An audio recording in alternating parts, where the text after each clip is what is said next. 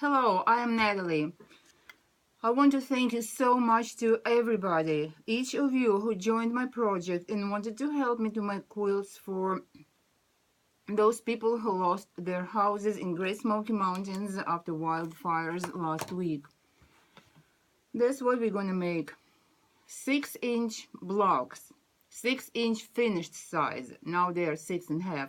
6-inch blocks for quilts I'm gonna make for victims of wildfires. These blocks are made with freezer paper. This is my favorite technique, and I like this technique more than paper piecing, and I will tell you what benefits are. When you use paper piecing, you need to tear away the paper. It takes a lot of time. It's your extra time which you could be still using for something, sewing or doing something else. That's why I don't really like paper piecing. It takes your time, and you need to print out your pattern again. When you use the freezer paper technique, you print your pattern once and you can use it again and again, multiple times. This is what I like a lot about freezer paper technique. This is the paper, freezer paper. The pattern sticks to the fabric. You iron it and it's temporarily sticking, not forever. It's temporarily sticks to the fabric. Then you peel and remove it. Your block is ready and you can use this pattern again. This is what the benefit of this technique, which I'm going to explain you how to use it. If you're probably still skeptic about this technique, I learned it from Cynthia England. This is her book, Cynthia England. Actually, she has more than one book. She's awesome. She's very talented, and you can find her website, Cynthia England. Here's her name again. You can find her website, englanddesign.com, and find a lot of her patterns. And I will tell you what I learned from her. I want to show you some of my quilts. They all made using this freezer paper technique. This is one of them. Here is close. Here is the rose. These roses made of about 250 pieces. Look how realistic those quilts look. She calls this technique picture piecing. Here's another one.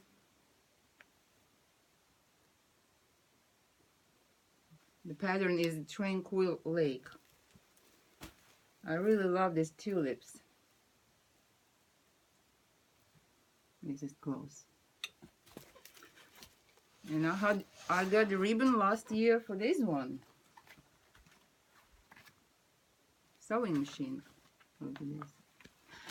So I hope you enjoy. I hope you like, and when you learn more, maybe you want to make something like this. This is very not really difficult, but it's pretty time-consuming technique, and you will be amazed with the results when you do something using her technique. I'm trying to make something of my own because I really like this technique. It's very precise, very just beautiful things you can make using freezer paper technique. So this is the pattern which I made myself using the freezer paper. What is freezer paper? Freezer paper is usually used for meat or fish to wrap it and protect from freeze burns. Not that far I figure out that there is also brown color of freezer paper, which I found very helpful in sewing and using patterns. And I will tell you why.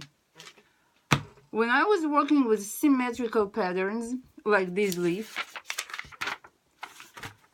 two colors are very helpful. One color is left side, another color is mirrored. And when you use two colors, identical, two patterns mirrored, it's very helpful to use two colors of freezer paper. I figured out maybe last year, and I was really surprised nobody else did it before. so you might want to try it. So when you go to the fish department or meat department, see, this is from the store, I'm showing, they wrap it. Just ask them a little piece for that, and you will be really glad to use it. What is freezer paper? Freezer paper has glossy side, shiny side on one side. It's not wax, like many people think. No, it's not wax. It's covered with polyethylene. Polyethylene, whatever. Everybody knows what is plastic, which we wrap our food and plates and bowls. This is what's on the back side of that paper. When you iron paper, freezer paper, this side melts, but not forever, not totally. It melts and temporarily sticks to the fabric. Like I showed you in my previous video, it stays on the fabric for a while. Then when you're done, you just peel it off and use it again. You can use this pattern again and again. And now, some of you maybe say, I do not have freezer paper, what can I do? I probably wouldn't be using this method because I don't have freezer paper. I have an answer for you. I'm giving you a tip which you will like, and I hope you will enjoy it. Take a piece of plastic, put it on your ironing board. Your iron should be set for very low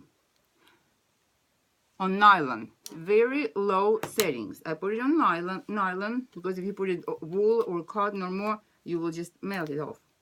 Put your plastic on the ironing board, cover it with a piece of paper. Try not to iron on plastic sticking out, so your plastic should be a little smaller than paper you're going to put on the top. Take your iron and iron it. Look, it sticks.